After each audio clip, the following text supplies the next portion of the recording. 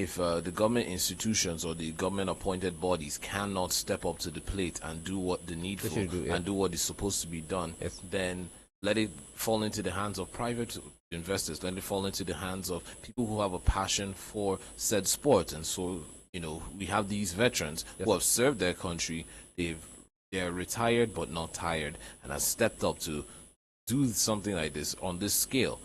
Organizing the competition, I think it's not because of the prize money or, I think it's just to throw more light, shed more light on a sport that we even placed us on the international pedestal. Put us on international stadiums. Yes. I mean, this is just to throw more light to said competitions. And kudos to the veterans for this. I think this is something, if we can see this in other competitions, if we can see this kind of commitment and passion, I mean, if the government isn't going to do anything, I think this is where to start. Handball, veterans, salute to them. They're showing us the way. They're showing us what to do. The intention, according to Oga Aminu Ibrahim, is to expand this to national level by next year. Yes. All things being equal. And they have no intention to fall back on the government. They want to do it by themselves. Yes. Among themselves, raise the funds. But this is a challenge. It's a very blank opportunity for the corporate bodies out there to key into this. Take it up and make it a competition. From there, they can actually go into what we were discussing with him on the stadium here the other day. Yes. About going into secondary schools and primary schools to reintroduce handball. To reintroduce this game is a chance for children, corporate bodies to take that and organize very fine tournaments for primary and secondary schools. To be overseen by these veterans, not going to bring people who have not been into it. I totally agree. I think this is a big step in the right direction. I mean, kudos to the federation, to the Veterans Association for actually coming up with this. I mean, like I said, I think this competition and their actions, I mean, like we reported earlier in the week, the veterans actually did give a contribution of equipment, handball equipment, nets and things like that to the federation itself, to the Handball Federation. I think that happened here in Abuja within the week. And now they're having this kind of competition. And next year they're looking to go national. This is the kind of thing that will attract younger people into the sport. Maybe take off the spotlight that we have on football and shine it into other sports like handball right now. Exactly. This is the way forward. And, like we said, if the government isn't going to do the right thing, if they're not going to do the needful, let people give the opportunity to people, veterans, like these veterans organizations, or private bodies who have the passion and zeal to, so that all that bureaucracy and red tape can be crossed over, and they can get to the nitty-gritty, to what is needed, what is supposed to be on ground for said sport. And on the stadium here, as long as you are doing what is positive for humanity, we'll give a voice to it, we'll shout it, we'll scream it, we'll say it. The moment you do what is not acceptable, what is not suitable, what is not desirable, we'll call you out, we'll hold you to account, and we'll say it right here without fearing. Not name, not face, not place, not anybody. All right, Buchi, let's go to what happened yesterday in Kwara State. D1 is coming back with that report, the details, but of course, on the skeletal part of it, the Gold Cup, Kano Pillars and Lobby Stars did play. Kano Pillars won the competition, won the match. And my concern is not even the fact it's supposed to be a preseason game. The season is supposed to start in January. We're hoping it actually starts in January as said. Fingers crossed. Fingers crossed, we're hoping. But as it stands, the prize money for that competition was just 300,000 naira. D1 told me that I shouldn't worry. Is the effort by those who donated that should be applauded, and we applaud them. All that will do that better. Should that kind of prize be put up? Should that kind of amount of money be put up for winners of what we call a Gold Cup? Definitely not. Definitely not. It's nothing to write home about. I know it's not probably just about the money, but it's not about the money. I think that's the angle I'm going to come from. I mean, of course, a player is actually entitled to 150,000 a month. So what we're saying is the prize money, as recommended by the NFF and the LMC. Exactly, as recommended. Some states are not. Some club owners are not doing that. I'm not even paying anything at all. But like we said, it's a very poor sum. But I don't think, like D1 said, I have to go with D1. It's the effort. I think it's the thought that counts. It's not about the act. It's not about the action. It's the thought. At least they went out of their way to organize this kind of competition. Yes, they didn't have much of the funds, and thank God for the people who actually showed up to compete and win. and at least you have to give the winners a token. Now, I want to look at it from this way. It's not about what you're getting. It's not the prize, but it's also the bragging rights. Yeah. This is another trophy to be added in your kitty, in your trophy cabinet. We won this competition. Yes. Doesn't matter what the prize money is. Okay. The trophy is sitting right there. I see your point. I see your point. So it's just another trophy to decorate the cabinet. I mean, it's just like, this is we complain about in the EPL for Arsenal. Yeah. It's not about the money. They have the money. They're making good money. But it's about that bragging rights, the trophy. This is what the fans are clamoring for. They want that silverware. So, Ghana players can go back and say, you know what? We won 2017 competition, Gold Cup. It's sitting right there. It's we right won there. it. It's on our record. It's a big bonus to the club. It's the name that counts. All right, Buji, let's go straight into what is happening in Abu Dhabi this evening. Yesterday, the first test practice took place, but today it was confirmed. All the teams did what they could do to make sure that we'll see who clinches pole for tomorrow's final race. Yes, the final race of the year. There are a couple of shocks. Some key players, some key drivers are out, and some teams are out completely, and some will be taking it down tomorrow. Out of the competition so far is Romania Grosjean for Haas. Yes. Pierre Gasly for Toro Rosso. Pascal Wehrlein for Sauber. Marcus Ericsson for Sauber. So Sauber, the Sauber team is out completely. Yeah, Super team is totally out. Yeah, Sauber team is out. Brendan Hartley for Toro Rosso. Toro Rosso is also out completely. And Hamilton, despite the fact that at the last bend, Bottas was able to overtake him nicely and clinched pole. I got that. Are you expecting? We didn't expect this kind of display from Hamilton. Actually, we thought that he's done and dusted, and he would just be there to just give the other guys a space to run. But he's trying to show them that, you see, guys, the fact that I ended up tops this year doesn't mean I'm going to give it. No, but Hamilton did say it. I mean, it doesn't matter whether he's won the race 4 matches, 4 races ahead. He has taken the year's trophy. He's still going to drive every race like it's his last. Like he's still, of course. And then these points also add up till next season. Yes. It adds up to your total score. It also gives you that prestige. So I think the competitive nature of Hamilton, I mean, it's not like saying, yeah, I've won, so I can just kick my boots off. And this is Abu Dhabi. This is the end of the year. Yes. This is the biggest, I think, the biggest event. And it's a fun fair for them. It's a fun fair. You're there to have fun. The fans are out there paying good money to watch you. Give them what they came for. Put your whole heart in it. Put the pedal to the metal and compete the way you're supposed to compete. This is what people are paying for. This is what we enjoy. Yes, I mean, Hamilton has taken the season. Vettel was there, but Bottas, phenomenal driving just at that last corner, taking it and grabbing pole position. Tomorrow is going to be a fantastic race to actually watch, and I cannot wait to see what finishing or finale or ceremony that Abu Dhabi is actually going to pull off for all of us. It's going to be a spectacle. So your top 3 on the podium tomorrow. Who are you expecting on the podium tomorrow? I'm going to give it to I'm going to not Hamilton. I'm going to say Vettel, Hamilton, Bottas. That's my prediction. Vettel, Hamilton, Bottas. But then this Netherlands guy, what's his name? Verstappen. Might also give them all a run for their money. Yeah, because he's in there as well. All right, so the top 10 here is Bottas for Mercedes, Hamilton for Mercedes. 2 teammates, they're actually looking like Hamilton might just do everything possible for Bottas to shoot out there. Probably he might just drive at his rear to give him that space to go up front. Vettel is for Ferrari. Ricciardo is for Red Bull. He's there. For Raikkonen for Ferrari. Verstappen for Red Bull as well. Hülkenberg for Renault. Sergio Perez for Force India. Force India have been around the corner. They've been pushing. They're still in there. And Esteban Ocon, it sounds like a Calabar name, but it's OCON, it's not OKON. Esteban. He's also there. Force India have been around for a while, Buchi, and in the last from Malaysia to Singapore to Austin to Mexico to Sao Paulo. And now in Abu Dhabi, they're still there, top 10.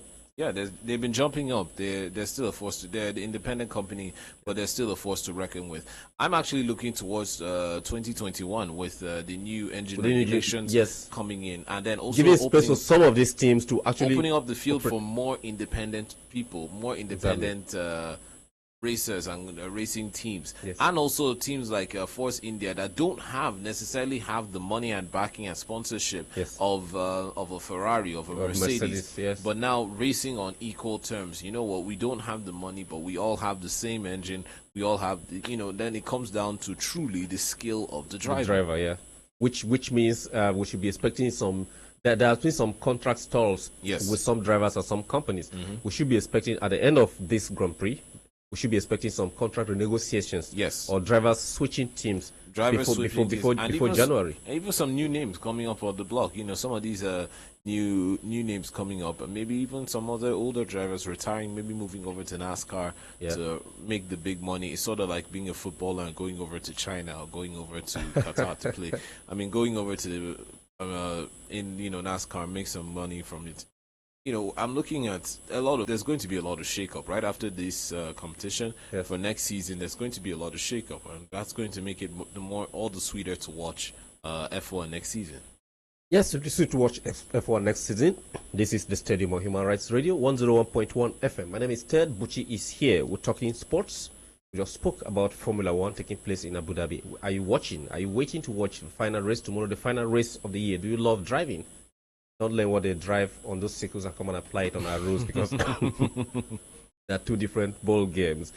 You can be a part of this conversation after the very short break we're going to take now. When we come back, we'll open up the lines, we'll open the phone lines and talk about the games that are going. Of course, some matches have taken place already. Shocking results for some teams. A big match is going down the way. That's why some people ran away from the stadium today. Please do stay with us. We'll come back after this very short break.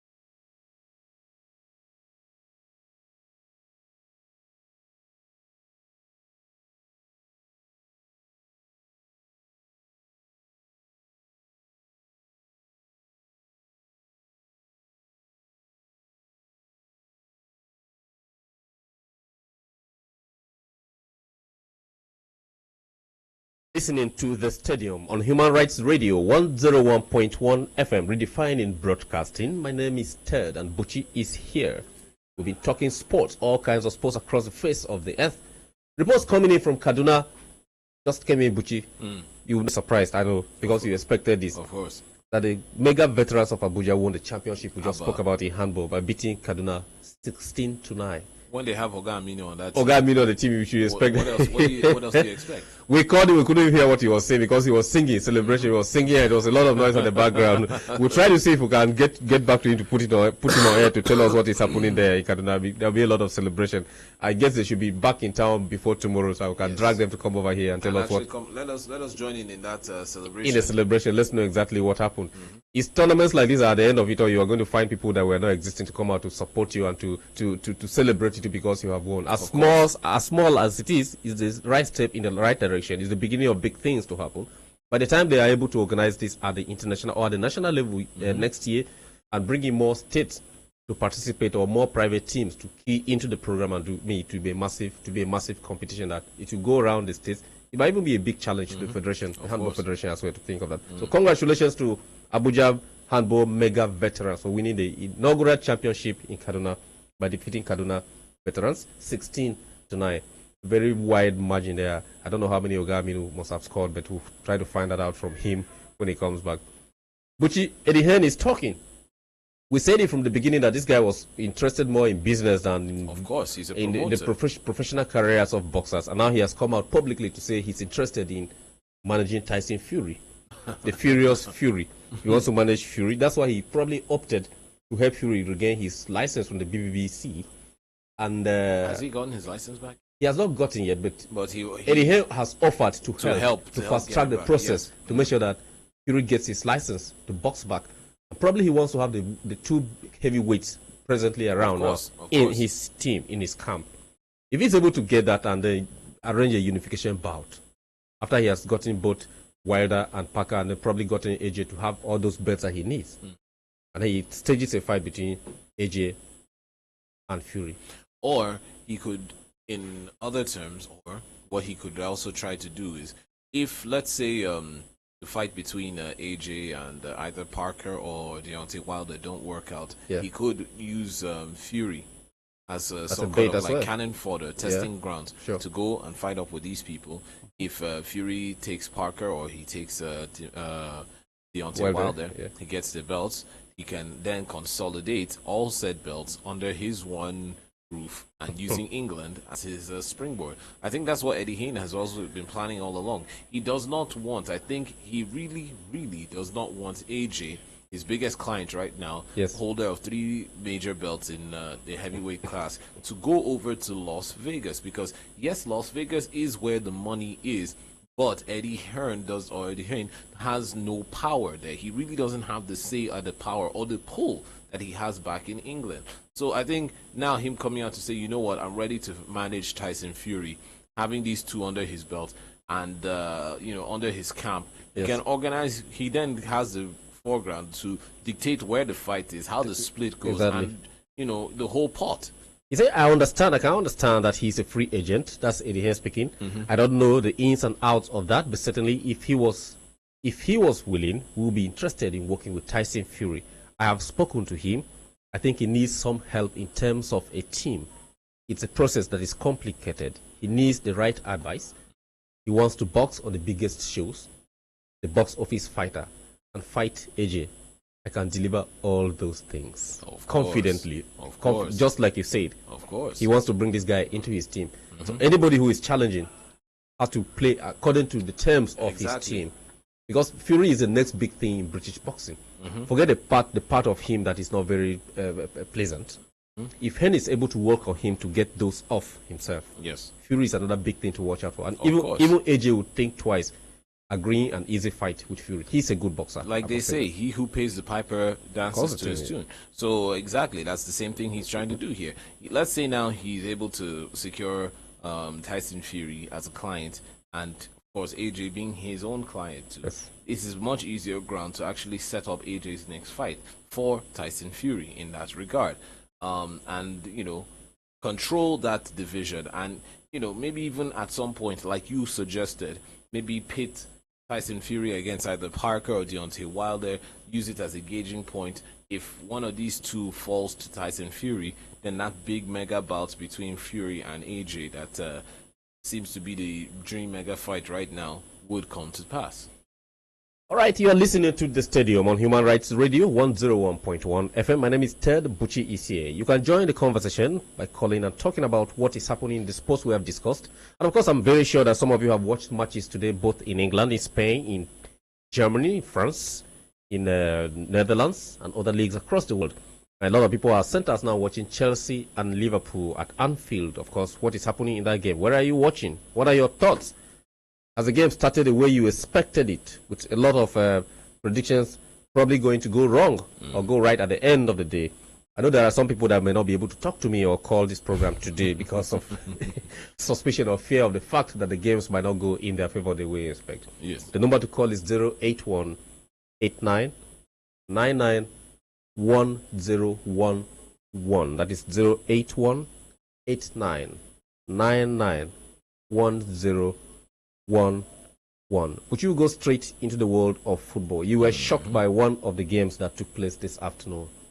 Yes. Is Tottenham suffering from fatigue already, or did West Brom come with a different agenda entirely? I think they don't have a coach, and yet they came there. They came there with something. They came to Wembley as if they came for Champions League finals. Of course. This is probably going to be one of the biggest matches they're going to have this Someone year. is here on the line. Let's check out who is this. Hello, good evening, and welcome to the stadium. Good evening. This is Mashoud from Green Village. Hello, Moshood. Welcome to the program. Which match are you watching? Good evening, sir. Good evening. This was Chelsea playing, sir. You say? Chelsea. Yes, Chelsea is playing Liverpool. It's so far. Yeah. It's so far 0-0. Are you watching the game? It's 11 minutes already. Yeah, just like the workshop now. We need to have. Oh, you need to watch. Why are you going to the house? You need to watch the game. Well, you want to go and watch at home? Yes, I can't leave my work, go watch ball. No food for the lazy man. I understand. That's a serious work at that, Moshood. It made me choke. That's fine. But you were talking about what was Brom did. They came without a coach. Gary Messi in the interim, feeling like, you know what? I can handle this job. They actually scored first, a very sublime goal. Sublime goal. Tottenham looked like a 3 shadow of minutes themselves. in. Yeah, 3 minutes in. It took a lot of dummy for Hurricane to be able to equalize in the 75th minute or so. 75th minute. I mean, the game was something else. I mean, I will not lie, I was actually rooting for West Brom. they came with their A game. They came like a team that seemed determined to get some kind of result. Yes. And Tottenham actually looked lackluster, especially up front. They really did. Although West Brom seemed to be defending too deep, but I think maybe, of course, maybe that lack of a coach, although they do have an interim coach, but that lack of a coach, you could actually feel the level of, a bit of sloppiness up front. Yes. On West Brom, because they had some very, very delicious chances at the end of the game in extra time. They missed two blunt chances in less than a minute. Span of a minute. It would have been like 3 goals to 1 if they converted those chances. Any other person on any other day would have put those goals behind the net, and that is the truth. They were right there, right in front of goal. Yes. In front of the goal. The keeper was beaten, and it's just unfortunate they couldn't finish the job. Although they did go home with the result, they took 1 point away, yes. Holding Tottenham down. And match ended 1-1 apiece. It was a brilliant match to watch. It was. But let's follow some order. Let's start from yesterday. Leicester City. Yes. There are a lot of talking points in that game, on the selfish part and on the professional side as well. One, the Nigerian players in that team, and the fact that they went to West Ham.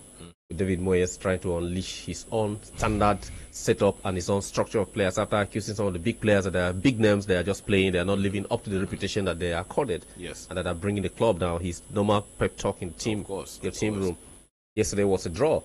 They struggled to equalize 45th minute because they conceded very early to Leicester City, who were without Ahmed Musa and Kelechi Iheanacho as well.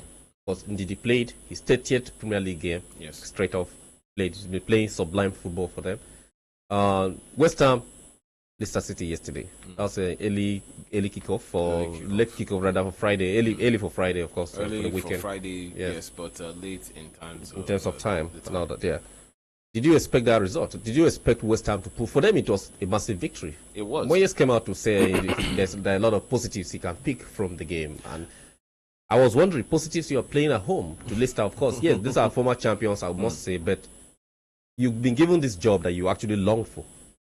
This is your second game, and with this result, the second game, this is just a point, a goal and a point, because he lost the other game. Yes, he lost the last game and then drew this one. Yeah, I mean, there are a lot of positives. I mean, Boyens is still trying to stamp his authority or his own, find that style or that niche he's going to use to help pull this team from its funk. So I think we have Moyes on the line. Oh. Hello, good evening, and welcome to the stadium. Good evening, sir. Good evening. My name is Ted. What is your name and where are you calling from? This is Sophia calling the Human Service Police. What's your name again, please?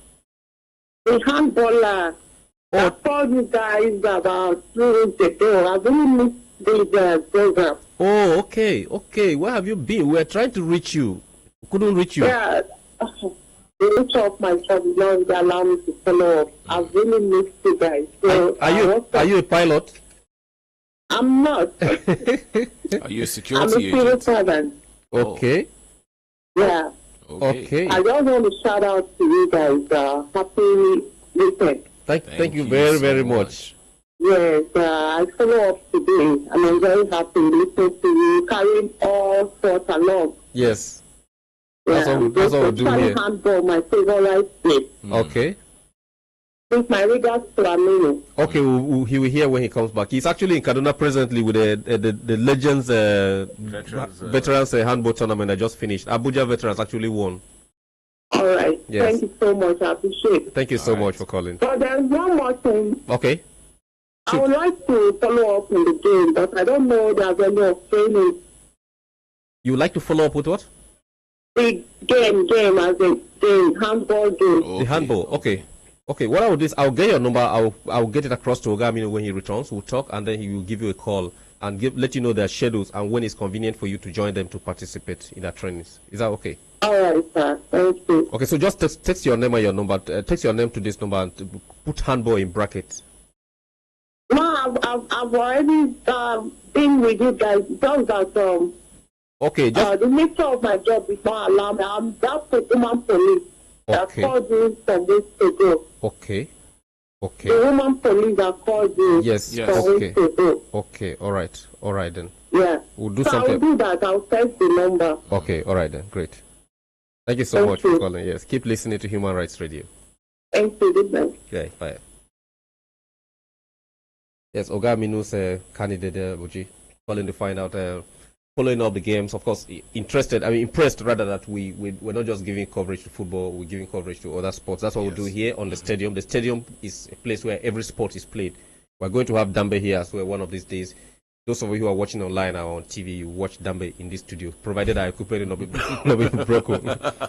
Yeah, Buji, we're talking about Leicester and West Ham. And on the other side, Ahmed Musa and Kelechi Iheanacho, we are going to the World Cup. This is Leicester City playing. Yes. At a point in the season where every player in the team is needed because the remaining team will be stretched. Yes. Despite the fact that they are only playing in probably 2 competitions in the league and maybe in the Carabao Cup. Are they still there? I think they're out already. I think they're out. They're out. I think they're out of it. So this is where you need all the players. Kelechi has done marvelously at the international level. At the club level, he's yet to find his feet in that team. That's true. Yesterday he did not play. Ahmed Musa did not play. He has been with the under-23s playing the reserve of Leicester City. We didn't see him feature there. And this is a player we're probably going to commit to take to Russia next year. That's true. Are you worried about these developments, about these 2 key players? I think so. I am, because practice. No matter what kind of match you're playing, it's still some sort of practice. Sharpen their skills, and also giving the coach, that putting you in that level of fitness, so you're top ranked or top picked for the matches to come or the games to come ahead.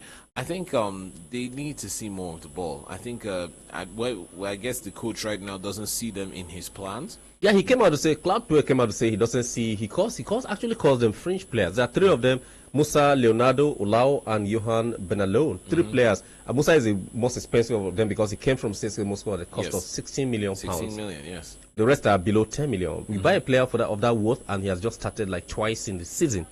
And twice was in the Carabao Cup, with him scoring in one of them. And it's a worry for me.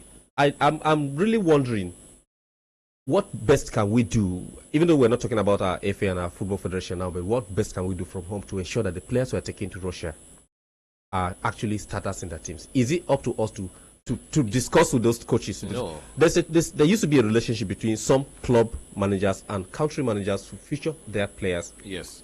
in preparation for some tourneys and tournaments that the players from these countries will be participating in. That's true. There's usually always that understanding between coaches and managers of teams and managers of countries.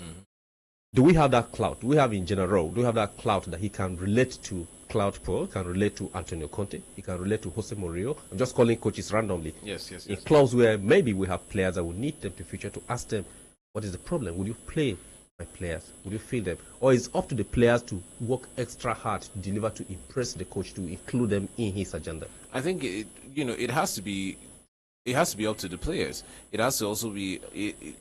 I'm going to give it a 50-50 on this. It has to be up to the players in the sense as if you're playing phenomenal football right now, if you are in the good graces of your coach and your coach just hold your thoughts. We have someone here online. Hello, good evening and welcome to the stadium. Hello, good evening. Please try to call us back if you want to participate in this conversation. My name is Ted Buchi is here. This is the Stadium on Human Rights Radio. The number to call is 08189 991011. That's 08189 991011. Hello, good evening. Hello? Hello, good evening. Welcome to the stadium. Good evening. Yes, my name is Ted. What is your name and where are you calling from? From Daraka. I'm calling from Daraka. Okay, what is your contribution on the topics we are discussing? We're discussing sports, handball. Oh, okay. All right, try to get us back on those lines.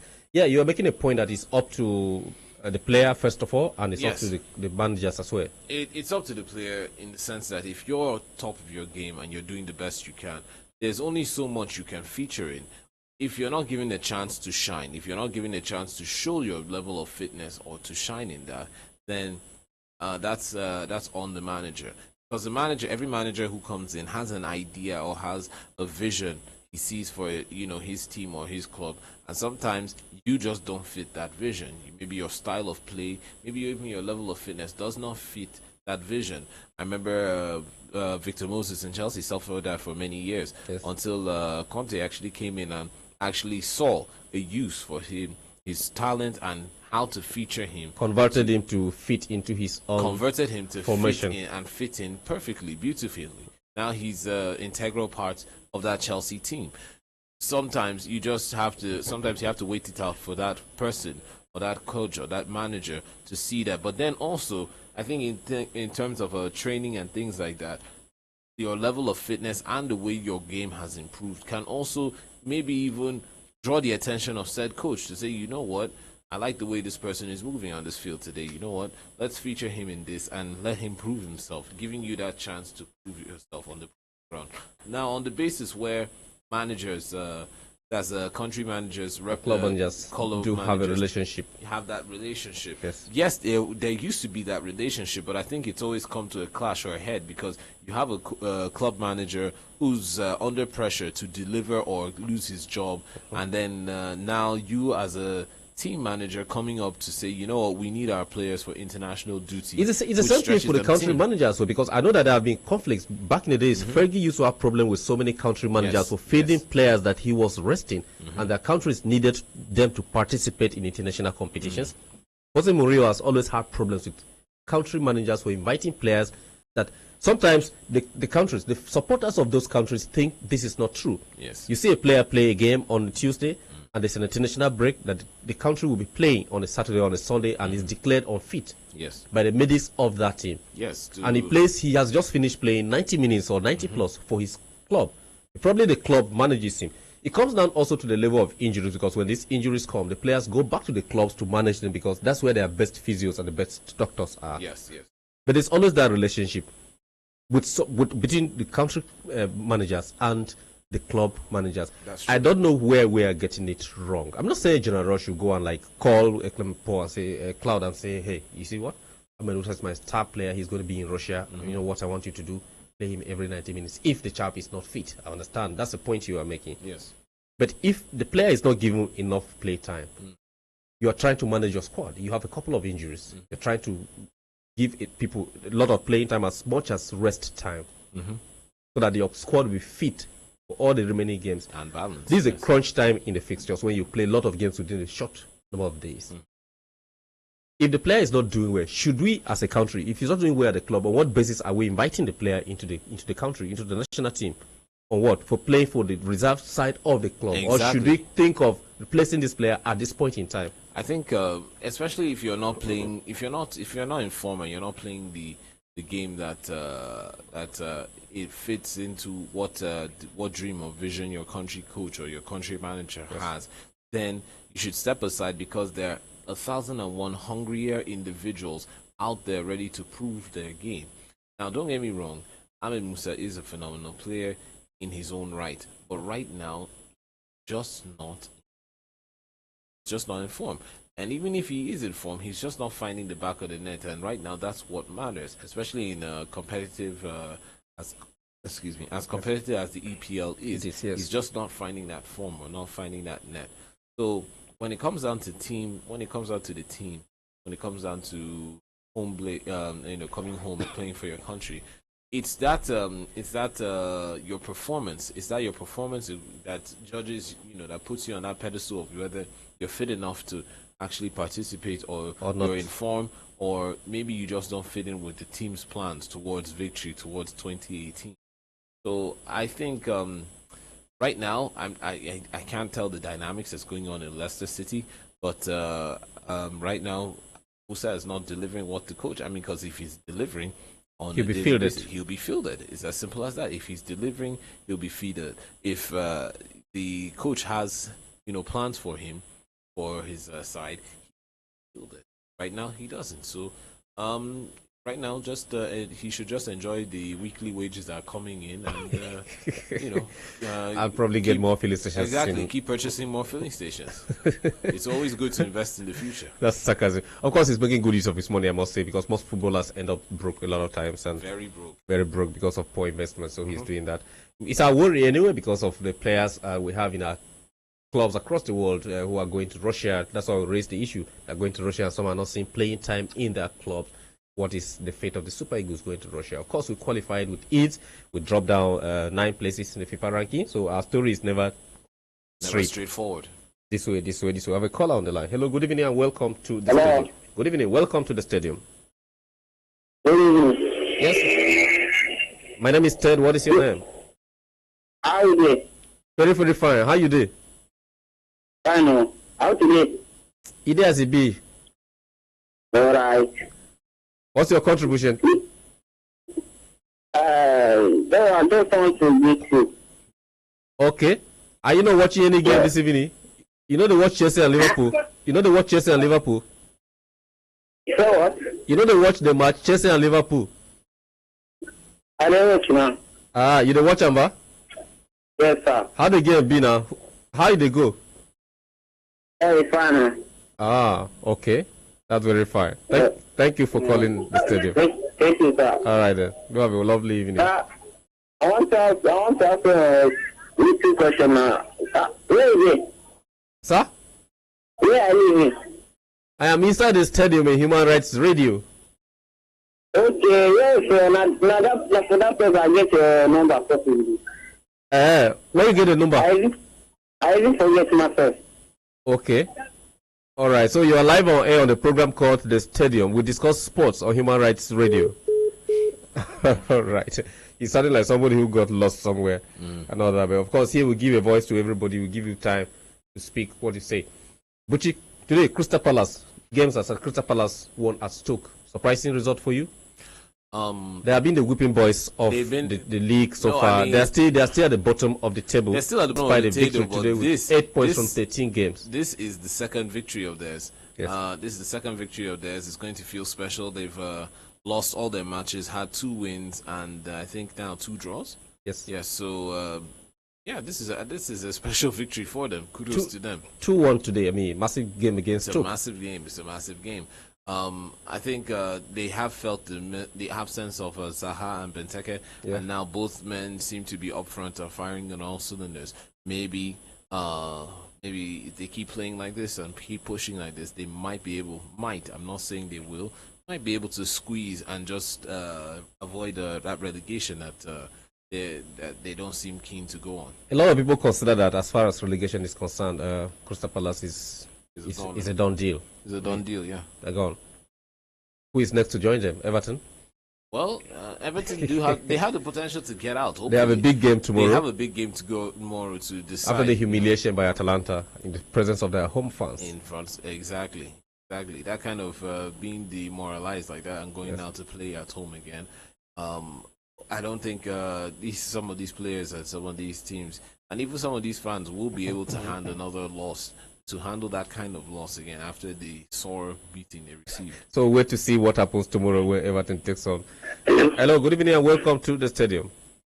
Yeah, good evening. My name is Abdul Sheikh. I'm calling from Suleja. Abdul, welcome to the program.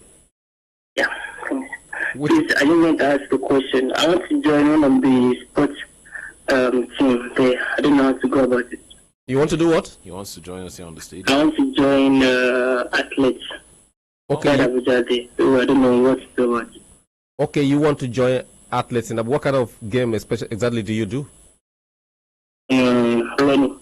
In what? Swimming? Running. Running off ball. Okay, running. Okay, all right. Okay, we don't have a platform for that, but what we'll do is to give your name to one of our guys that comes to the program here. Probably he will talk to somebody there to link you. So send your name to this number. All right, in bracket. Okay. Yeah, interested in racing, running, long distance, or whatever it is. Just send it to, we'll find a way to extract the text and your details and give it to him. All right. All right. That's a much you can do. All right then. Thank you. Yeah. Thanks for joining. Thanks for tuning in.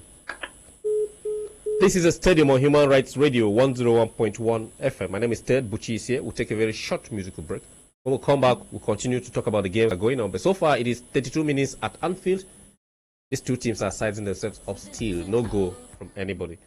So watch out for the second part of this program. We'll see how Chelsea will end up making Liverpool.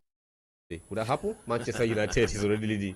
We'll come out from the break. We'll give you details of all the results going on. Do stay with us.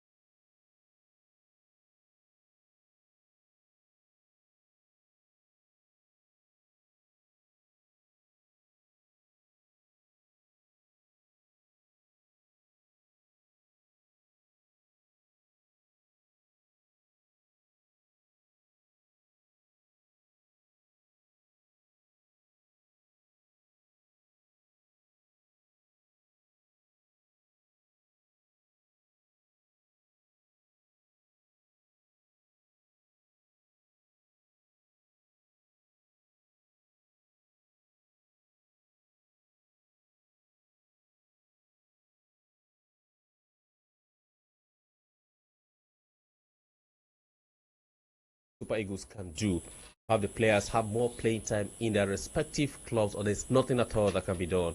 Of course, we are aware of the fact that there's an existing relationship between always, or most times, between coaches of countries and coaches of clubs. Some actually do influence selections to ensure that their players play. But we say it's a country like Nigeria. Of course, we're the giants of Africa. Do not forget, we're big. We can have things. We can make things happen. We have made things happen before. We're the first from Africa to qualify for the World Cup. Don't forget our recent we defeated the almighty Argentina 4-2. These are not big. These are not just big things. These are magnificent records that we should not forget that actually took place sometimes. Then, Mr. Ted, we did go from 41 to 50. Which you, of course, now you're always throwing spanners into this thing. So 41 to 50, of course, which is a bigger number. 50 is a bigger number. It's half a century, so we should be aiming for those big numbers. We're looking at the likes of Ahmed Musa and Kelechi Iheanacho, of course, big players at the national team. Let me almost call them like that, coach called fringe players at the club level. What should be done? And Buchi is of the opinion that it is up to the player to up his game, to impress his coach, to field him. If you don't play it well, you'll not be fielded. We have countries that have starting 11 is always actually, most times, starting players from each of the clubs, from keepers to the last man, even the bench. You want your freshest legs. You want, aside from your freshest legs, you want the people who are in form. Yes. You don't want somebody, just because they have a name but they're not informed to go out these competitions. If this player is on the starting 11 and is informed, doing his duty, maybe a fantastic defender, scoring goals if you're a striker, that's the people you want on your team. You want the best legs. You want the freshest legs. I mean, sometimes people, we coast by on reputation. Yes, he was a big name, but he's not informed, but he still deserves to be on the national team. No, sometimes it's also experience too. You can also look at a player who can actually, maybe this player is a big motivation and can rally other players around him towards results. You have some of those players, prolific players like that. They may not be the best. They may not be the best at what they do, but they are, in terms of them making the results happen. But they are a motivational factor in the dressing room and the entire team. Yes. Sometimes you just have them there, but generally, I think you need the people that are there that can give you that result when you need it, whenever you need it. The people who are informed, who are on top of their game at the moment. All right, Buchi, it's halftime at Anfield, and as it stands, of course, it's a couple of minutes to halftime. I'll say halftime because, as far as I'm concerned, literally is halftime. There's nothing that's there to. As the game stands, how do you evaluate this performance? Chelsea have been asking the questions. Liverpool contended nicely, and Chelsea have Drinkwater and Kante playing today for the first time in their midfield. Yes. You see this relationship maturing into something bigger in the absence of Matic that they lost to Manchester United. Yes, they did.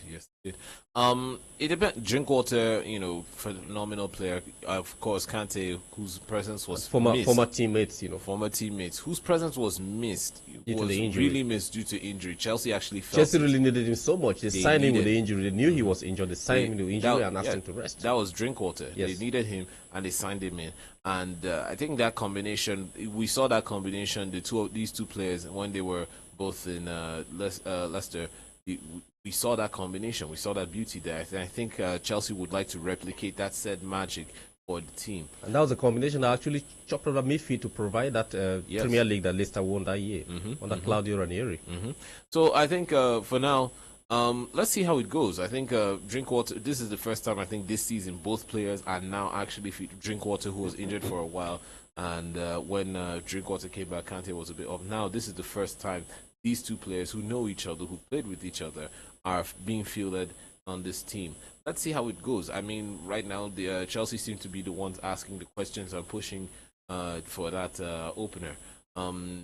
Way it is so far, it seems like a pretty balanced game. I think it's second half. By the time both coaches go back and go to re-strategize and inject whatever life they want to inject into the field, or whatever motivation, or change whatever strategy they want. I think it's from the second half that we're going to get more of a explosive fireworks on the field. Do you think this game has to be won from the bench, or a rejigging of thoughts, not players this time around, but thoughts? By trying to ignite the players, let them know what to do. Jurgen Klopp and Antonio Conte are very astute coaches. Yes. when it comes to defending and when it comes to tactics. These are two good coaches, I must say. Tacticians. We saw Klopp do that at Borussia Dortmund all the years he was there. The team was a problem for most of the top teams, including Bayern Munich. Yes.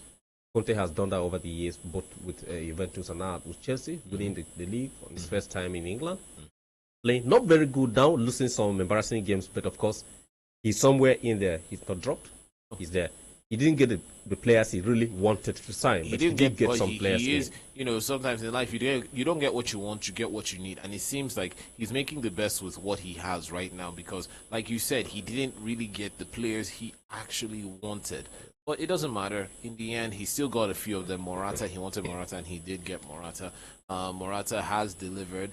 So far, so good. He has delivered.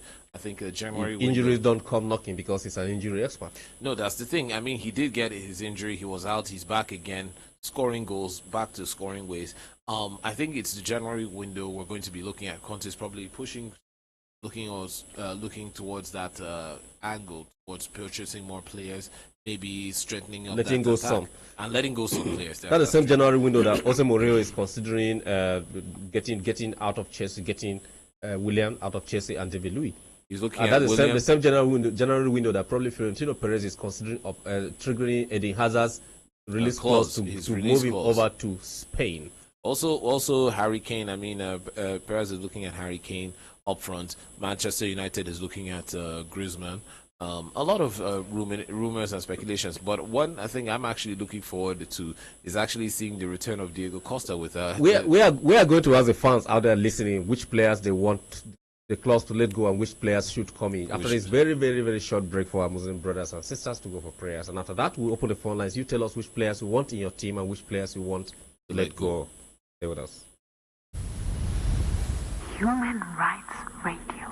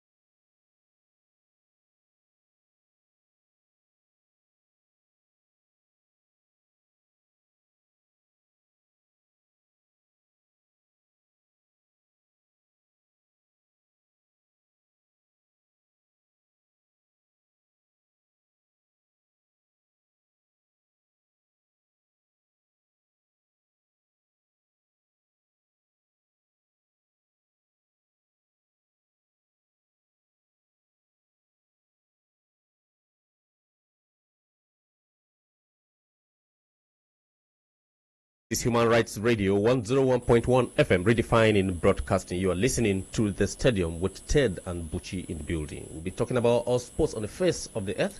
We spoke about Formula One, the Abu Dhabi Grand Prix. The race comes up tomorrow as the final for the year, and the standing of the drivers and the teams and the expectations for the beginning of next season, how teams and clubs are going to prepare, and drivers rather, are going to prepare for next season. Of course, Buchi has given us his expectation for who to have on the podium. Better Hamilton, Bottas. He has forgotten that there are other drivers, but let's see what happens tomorrow in Abu Dhabi, that wonderful tourist place where people have gone there not just for Formula One, but to have fun. There are so many activities, a lot of other activities taking place there. It's a big party. And a massive hotel overlooking the race course, and a yacht club just by the side. It's fun. Roller coasters there, a lot of stuff. It's fantastic. It's never a dull moment. A lot of people have traveled over there for the holidays, so it's fun out there. We spoke about Anthony Joshua, the hand Anthony Joshua's promoter, opting to manage Tyson Fury in order to have the biggest British boxers in his camp, in his team. See if he'll be able to get all the other belts out there that AJ needs. He's got 3, there are 2 more. It's Wilder and Parker. He needs those 2 belts. With the Nigerian be able to get all those 5 belts. He'll be the first man in that category to have all those 5 belts with him. Wishing the best of luck, and we hope that someday we'll have that big fight in Shagamu or in Abeokuta, or maybe right here in our stadium. It's 101.1 million capacity stadium. There's space for you and for everyone. We're talking football results coming in. We're watching what is happening at Anfield between Chelsea and Liverpool. We're talking about the players who are willing to leave their clubs, or players that some clubs are poaching to have them transferred in the January transfer window, or probably in the summer before we went on that break. But let's start from Real Madrid, because we spoke about 2 players that they're willing to sign or are trying to get them in. Something has happened at Madrid which is distracting a little bit. By the way, they won that game today. We'll talk about that. Yes. A German manufacturing company that manufactures very expensive, flashy cars. It's one of the sponsors of Real Madrid, their league and everything that they do, including their clothing. Sometimes they have their signature on those clothing. They gave them cars for free, very expensive cars. Cristiano Ronaldo picked the flashiest, of course, you expect that. And it's actually a CS7. That's the name of the series, a CS7 vehicle that he picked. It's worth about £160,000. The Ramos picked the most expensive. Even players on the beach picked that. That part of the distraction at Madrid, I don't know. It's a big team, so would you wish you play there? Yes, at this course. point in time, even if me sitting on the bench and getting that massive car. Even if it's for me to carry mop and be cleaning the seat for the players to sit down. Let me. At least I'll manage a tire. I don't need the 160,000. I will just manage one of those small Audis. But yes, Audi, German car company, one of the sponsors for Real Madrid, decided to gift the team, that every player, and I'm guessing the coach and probably some management board, all of them with free cars, all picked. Pick your choice, whatever you want from our luxury line. And this is done annually. Every year they replace the cars. The ones they had last year, they didn't even find time to drive them, and they have been replaced by these ones this year. They probably never touched them. I mean, I'm thinking about someone like CR7 who loves his Lamborghini and his Ferraris. Probably didn't even have time to look at his Audi. Maybe the Audi was even driven around by his driver or his cousin or something like that, and now it's been replaced with another one. It's called the Panther Black RS7 Sportback. Massive there, massive vehicle there. You should go check it out online. These are beautiful cars. I mean, flashy car, £160,000, £1,000. Yes, that's say money. It again. That's £160,000 car that he was gifted, and Sergio Ramos picked out the most expensive one, which was about £200,000. Yeah. Everybody else had their own choice. Most of them opted for the SUVs. Yes, I mean, as family men, probably an SUV to drive the wife around or run around town. To do a few things, run around Madrid, that kind of thing. But then I think, like you said, these kind of things right now, they could be distracting the club. They could be distracting club members from doing the job. I mean, right now, Real Madrid is sort of lackluster. They're not the team that brings me to what happened today, because they played at home to Malaga, and full time it was a 5-goal thriller. Yes. Full time Real Madrid 3, Malaga 2. Malaga being able to score 2 goals. 2 goals. And actually, it was going to be a draw. It was going to be a 2-2 draw until Cristiano Ronaldo pulled up a goal in the 76th minute to give them that lead, that win. Something is fundamentally wrong. Is that why Florentino Perez wants to break his bank to move Eden Hazard out of Chelsea? I think he's looking for that miracle playmaker, somebody to actually bring that life back into the midfield. I mean, don't get me wrong. You have CR7, you have Luka Modric, and Luka Modric is on the papers, but because Jesus submitted a list to Florentino Perez of players that he might want to let go if there's space for new players, and Modric surprisingly is on that list. I think, and his jersey number 10 is up for grabs by Hazard, which is one of the things they're using to tempt him to the Bernabeu. I think. Don't get me wrong. You're saying this with pains from the bottom of your belly? No. I'm not saying. I'm not actually even speaking from the Hazard angle. I'm actually speaking from the Modric angle. Okay. If Zinedine Zidane lets go of Modric, maybe making the same mistake that he did by letting go of the Morata and not bringing in credible replacements. Yes. If you let go of, I think, because right now in that midfield, Modric seems to be the only person who seems to have the engine room there. The engine room seems to have a clue. I mean, his crosses, the way he delivers the ball up front. If you let go of that player without an adequate replacement, without somebody to actually take up that slack, yes, I think that would be just the end of his coaching career. And I don't understand why he maybe to of course to attract Hazard. Yes. But I don't see, if you're going to attract Hazard over, why not just have Modric and Hazard both there at the same time? These are two very prolific players. They kind of play the same game. Is he the kind of coach that will be able? Is he the kind of coach that will be able to manage those two? Not their ego now, because they're cool-headed guys. I must say, of course. But in terms of using them within that space, no, but managing them in that midfield. Yes, don't forget. I mean, you don't have to field both of them at the same time. I mean, who will you bench if you were this? Who will you bench? Who will you make happy? Whoever is informed. It's the same question that Jose Mourinho is going to answer, but thinking of playing Zlatan and Lukaku. Of course. And there's a Rashford there. Who are you going to bench? I mean, come on, PSG have the same issue too. If you think about, you have a Neymar, you have a Cavani, and you have a Mbappe up front. You could, I mean, two of them are playing, sacrificing for one. Exactly. But then here you're talking of ego, somebody who has declared himself a lord. No, we have the Lord and that, and then don't remember the same thing. Barcelona did the same thing when they had the Holy Trinity of Suarez, Neymar, and Messi up front. And one had to leave because one left for the same reasons. One left because he wanted to make out a niche for himself or carve himself out. Now, for me, I wouldn't advise. Of course, I think yes, he has put Modric on the list to be sold. I don't think selling Modric is a very wise idea. Will be a solution to problems. Not a solution to the problem right now. Because what if you sell Modric and then in the end you don't get the Hazard that you're looking for? You don't get that adequate replacement. Perez gets who he wants and when he wants. That's the thing. Does, if he wants to trigger the release clause in January, he will break the bank. Even if it means selling Gareth Bale to add up to that money. Sure he gets I've been one of the biggest advocates for selling Gareth Bale for a long time. To Chelsea? Well, not to Chelsea. Why not Chelsea if you want him sold? This is Human Rights Radio 101.1 FM, which is vigorously defending his club and defending his decisions about not bringing Bale to Chelsea but letting Hazard go to Real Madrid. Of course, you can be a part of the conversation. Talk about your club. Which players do you want your coach to let go, and which players have you identified to bring in? Jose Mourinho wants to bring Willian and David Luiz from Chelsea to Manchester United. Of course, it's a rumor in the papers and it's massive. It's in the pot. It's been cooking, and it's getting ripe. Probably in January or in the summer, we could just have these guys, because at Chelsea they say it's either Conte stays or Willian stays. Who will be sacrificed? I don't know. Be part of the conversation. Call 081 8999 1011.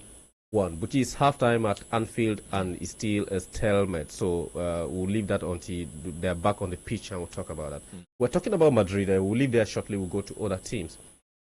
Considering 2 goals at home to Malaga. Apart from these rumors of the players that they want to bring in, do you think Zidane is safe as it is now, based on the way Madrid is playing? Nope. Based on as a team with their own reputation, 2 times defending champions of the UEFA Champions League, first club to do that since it was redefined. Ted, I'm going to use your words in this thing. Let's not forget the temperamental nature of Perez right now. This is a man who could just wake up and be like, you know what? You're out. I'm done. Just leave right now. Trigger your clause. I'll pay you off whatever I need to pay you off, whatever contract you signed. We can rip it up now, and you're gone. It's as simple as that. Right now, team is not performing the way it should be performing, and it's all down to in the end. Like we've said this before, if the team does well, it's the players that are praised.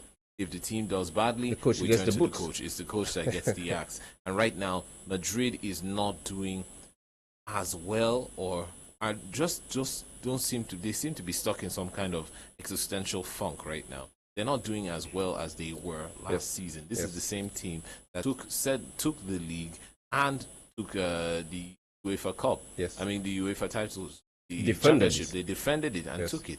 And now this is a team that now is struggling to qualify from its own group. They just managed, to finish second. Losing out to a team like Tottenham. Yeah. This is a team that's a shadow of its and it's former adrift self. on the table, struggling to catch up with Sevilla, and on the neck is Atletico de Madrid, who are just there. Exactly. It seems like they're just barely hanging on, like pieces of sellotape just stitched on. They're just trying to hang on and trying to get that rhythm and form back. So it's going to be a tough one. If the form continues like this without some sort of significant or paradigm shift or paradigm change towards scoring or towards goals, Zizou might just be the next managerial casualty. And our list will keep increasing. And our list just keeps increasing. Well, which time Madrid cries, Barcelona smiles. It seems that's what they do. And when Barcelona cries, Madrid smiles. It's all smiles in Barcelona because Lionel Messi won his fourth golden boot. Golden shoe, I would call it rather. It's a boot, but it's a shoe. It's a shoe to wear. Golden slippers. All joint, golden palms. I mean, amazingly, each time Cristiano Ronaldo breaks a record, he just did that in the Champions League, scoring the highest number of goals in the season. Messi went to win the golden shoe. And then, other than that, he has eventually, after the Catalonia crisis that held him his decision and his team from signing the contract, he has eventually signed the contract. But the interesting thing about the contract is not even the money that he'll be paid. No. It's a release clause. 700 million euros. That's about 626 million pounds. You want to get Messi out of that club. That contract runs till 2020 to 2021 season. Messi is 30. That's about 4 years from now. 4 years from He should be about 34. Probably he wants to end up his career there at Madrid at Barcelona rather. I think the writing's on the wall in this case. I think Messi has actually spelled it out. He's happy where he is. He's doing well. I think the team is happy with his progress. The team is happy with him, and they would not want to miss out on this player. He's a prolific player. He's a playmaker. He's an inspiration. He's like a talisman. They want him there at all costs. So keep him happy. If you want to buy him, then you have to be willing to shell out the money. You would probably shell out to buy a team, an entire club, maybe in England. Exactly. I mean, Newcastle. We reported Newcastle. The Newcastle deal is about I think it's 300 million pounds. Yeah. Million pounds, and we're talking about Messi's release clause at 700, 600, or 700, which is double the worth of the Newcastle a team as it stands. So, but of course, don't forget that you have these Arab guys and the Chinese now who are willing. We have Arab they money, shock and now you we with have that Asian money. They stupidly they will drop it without even without batting an eye or thinking twice about it. They'll probably even add some change on top. You know what? We want you. Go ahead. We have the money. If Messi needs inclusion into the team, into Barcelona team, another inclusion into the Barcelona team to restructure, to build and give him that hole, that space that he operates in. Which players do you think, if you were coaching Barcelona, which players would you recommend that the management brings in? Just two key players or three? Two key players. Personally, I mean, look at Madrid. I mean, like you said, like you reported, Zizou is talking about pushing someone like Luka Modric out of. I mean, if I was a team like Barcelona, that's somebody that I would totally consider. Modric is a phenomenal player, and he knows how to place that ball, those passes, those sublime passes, right to where he has a way and talent of reading. It appears someone would disagree with you. Good evening and welcome. Hello, good evening. Welcome to the stadium. Thank you, human rights. Yes. What's your name and where are you calling from? Hello. Hello. We can hear you. Can you hear us? Yes, I want to the president. No. This is the stadium on Human Rights Radio. This is a sports program. We're talking about football. Are you a football supporter? Okay. I'm not. I wanted to have a complaint on Maria Mixer. Okay, he's not here now. He's not available. We're discussing sports, so you could try to reach him again on another platform. Okay, thank you. All right, then. Thank you. On Monday morning, call from 7:30 to 9 o'clock. On Monday morning, you'll get him straight away. Thank you. Yes. Thank you very much for calling. Yeah, that's somebody else that wants to talk about something else. Yes, Buchi. You say Modric. Yes, that's one. Luka Modric would be one of my choices. Couture in the post. You don't want to go there. No. You can go there. You can go there. For me, Courtois can be very, very annoying. He can just be very, very. He's not been annoying today. He's been phenomenal for Chelsea so far. So far, he has not so conceded. Good. He hasn't conceded so far. Sometimes, like I said, sometimes he can be very annoying. I would go with Luka Modric, Barcelona, and need somebody fast up front. So I'm looking at, let's say, I mean, we're speaking hypothetically. Yeah, sure. I'm looking at someone like Pape. Okay. And Pape, you need, youngster, very quick on his feet. And, up front there, to kind of fill out that Neymar's hole, that Neymar kind of took up, because Neymar was that quick, fast-paced player when the Holy Trinity was involved. So if in an ideal world, if I would look at someone like Mbappe, just filling up Mbappe for that slot. That gap there. Okay. Right. Lionel Messi has had a very amazing records in Spain. I must say, he's been there for 4,788 days since his debut. He record goal tally in La Liga stands at 361. Career hat tricks 40, 36 for Barcelona and 4 for Argentina. 30 trophies with the club, 8 La Liga titles, and 4 Champions League wins. I mean, that's an amazing player. That's an amazing. He's the only non-Spanish player to have played more than 600 games. 600 games for Barcelona. So, of course, we're talking about a very big player here. In the past few games, he has not been playing as good as he's been. No.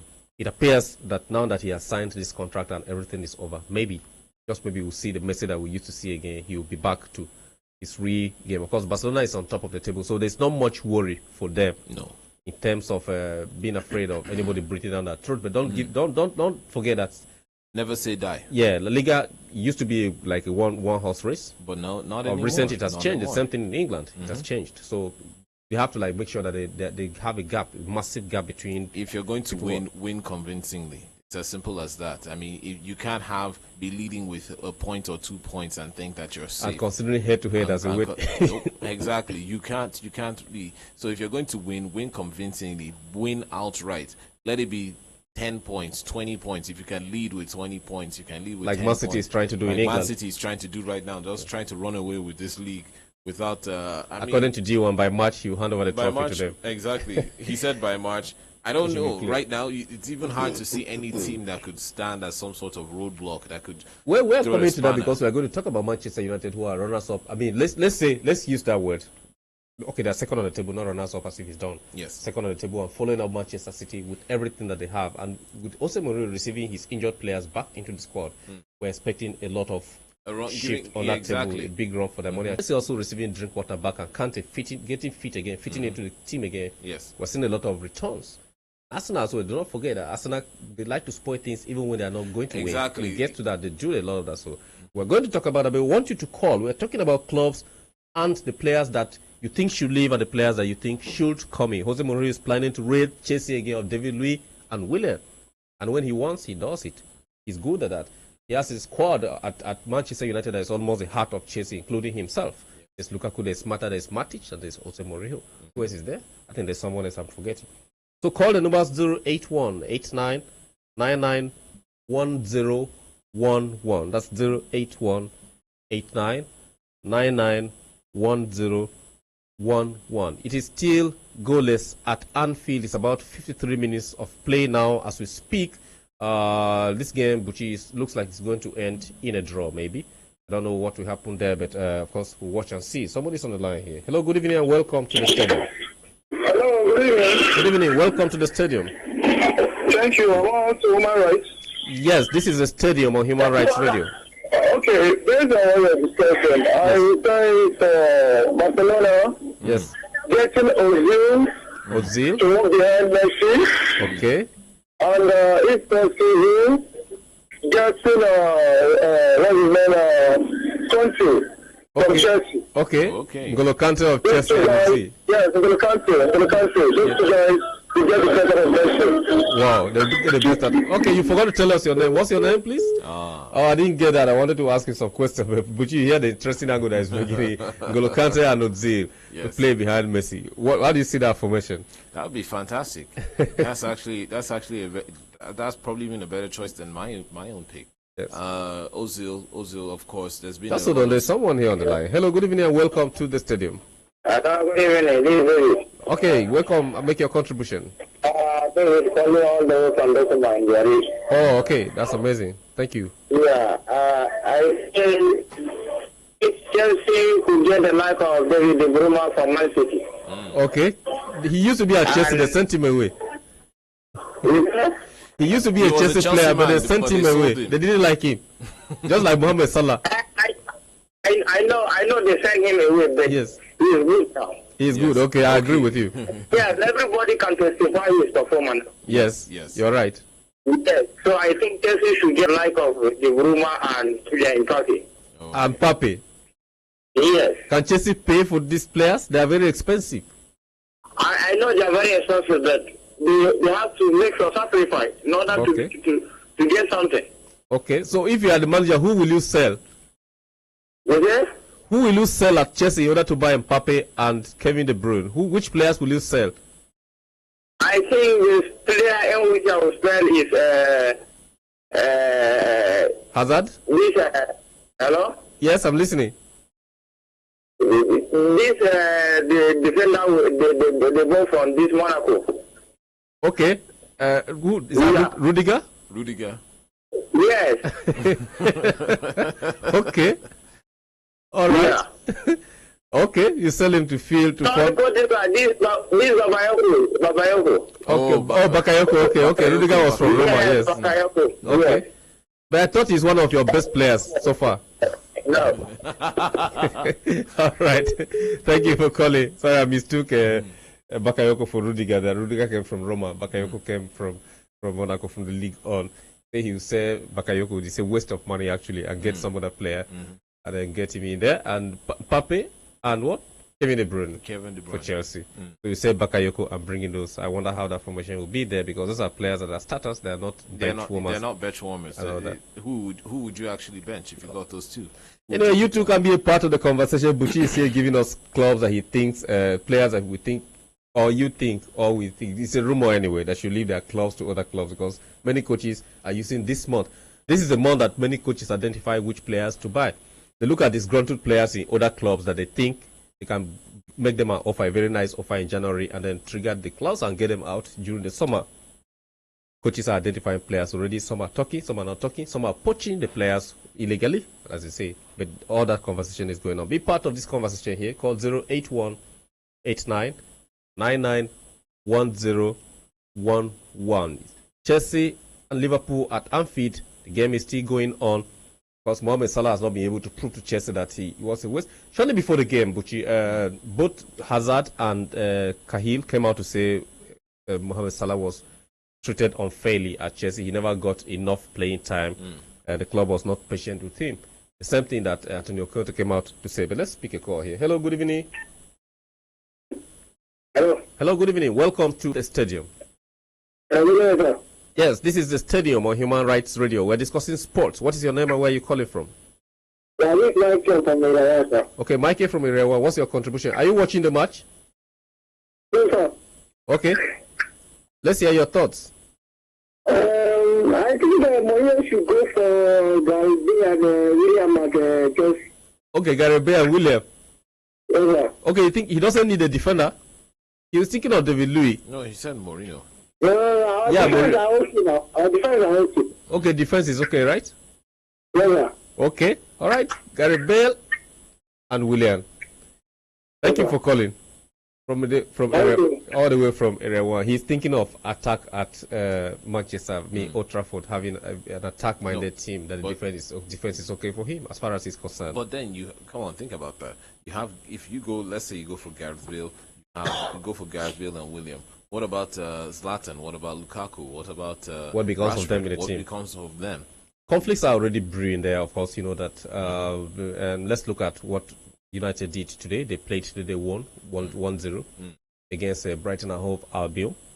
And of course, coming back from the European competition out there, both Chelsea, Man City, Manchester United, Arsenal, Liverpool, and Everton as well were involved in continental competitions, and they came back. Most of them are playing tomorrow. Man U played today. Chelsea is playing as well. Of course, they didn't have sufficient rest time. The goal was even an on goal from Louis Dunk. Yes. So it would have been difficult. At halftime, it was 0-0. United actually struggled in that game. We are looking at the return of Zlatan, the presence of Lukaku, yes, the relevance of Rashford. It's those three in front. You likened these players to any team that has this number of players, talented players, to PSG being able to manage Cavani, Neymar, and Pape. Yes. But don't forget that the presence of these players has ousted Drexler. That's very true. Amazing player that Arsene Wenger is identifying to sign, and Jurgen Klopp has jumped in on that line. I'm thinking of luring Drexler to Liverpool as well. How will Jose Mourinho manage these three players? Zlatan with his big ego, Lukaku stepped in for Rooney, and he has so far been the god there in terms of the forward. Rashford, a wonderful upcoming player that should be given enough play time to make him matured. How will he handle this? Someone is saying on the line with you shortly. Oh, good evening. Hello, good evening. Oh, okay. Don't flash the number. Just call. Even if you don't have airtime, just call. When you finish, we'll go drop out. Just call, okay? The number again is 081-8999-1011. Mourinho is good at handling big egos. Yes. But he handles that most times the detriment of the team. He handles the team. He handles these big egos with an iron fist. Yes. Mourinho is the kind of person that, you know what, it doesn't matter how much you've been signed for or how well you're playing. If you're not on the books, if you're not following the rules, you're going to be benched. You're going to be kept aside, and there's nothing to it. I mean, I remember back then in those Chelsea days when Shevchenko was signed. Andriy Shevchenko, against his own wishes. Yes. I think Shevchenko only played about 5 matches. Ended up he practically derailed this man's career. This was a prolific striker, scoring goals left, right, and center, coming in based on the owner's the owner's recommendation. Mourinho not finding it funny, he benched him then and there. Mourinho also has this habit of, you know, if you're not performing, then you don't deserve a shirt. I mean, he'll give you that chance. You go up front. You don't perform this week, you're off. It's as simple as that. Yeah. It's kind of hard to manage when you have big stars like some of the names you mentioned. You have people like Lukaku, you have people like Zlatan who are there, and then you have Rashford who's just coming off. In the end, somebody's going to suffer, whether you like it or yes, somebody's going to suffer, and you can't please everybody. All you can do as a manager, as a coach, is to play the best game that you can towards winning those games. Yes. And if it means some player has to suffer or be sacrificed, be the sacrificial lamb in terms of play time, then so be it. So be it. That makes some players a lot more unhappy in some of these teams sometimes, and then it begins to divide the teams. Yes. It begins to make some players not to give their best. All right, so you have Mata, you have Mata, and you have Matic in the midfield. Of course, people could argue that they don't play the same role. They are both left-footed holding midfielders. Yes. One is a box-to-box holding midfielder. One is a creative, distributive midfielder and all that. He's been able to manage these two so far, so good. But if he brings in David Luiz and brings in Willian, adding to the team, if that rumor becomes true and those players come in, what do you think the formation of Manchester United would look like? It's hard to picture at this point in time. I can imagine, because I'm looking at the team, the defense that he has, that has an issue.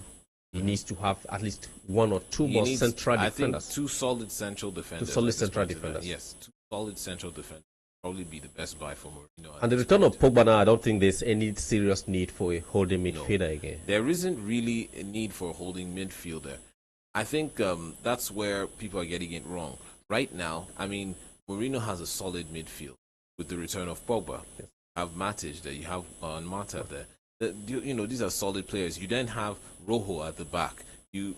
What you need, for me, in my opinion, is 2 very solid central defenders. Yes. Just stationed there, like, like two pillars, like rocks, just stationed there to, hold the back line. Because right now, I think one of Man U's main problems is their defense. Yes. They get sloppy, they get confused, and sometimes they get frustrated. And some of these loose balls and some of these silly challenges also come. And that's just what Mohamed Salah has done to Chelsea by showing them that, you guys let me go, that I wasn't good enough. I went to Roma, I perfected my game, and I'm back here and at Anfield. And I'm doing my thing. I'm doing my thing. I'm scoring that wonderful goal. I'm a firm believer in there are no mistakes in this life. What is meant to be was meant to be. Yeah. Maybe if Salah had actually remained in Chelsea, he would not have improved his game the way it is to be recognized now. He probably would have just been sitting there and festering, which is, I think he was let go. He went to Roma. He performed well in Roma. Now he's back in England, and his value has gone up. De Bruyne, the same thing. At that point in time, he wouldn't have been who he was if he didn't step out now and is actually. Would you say the same of Lukaku? I would say the same of Lukaku.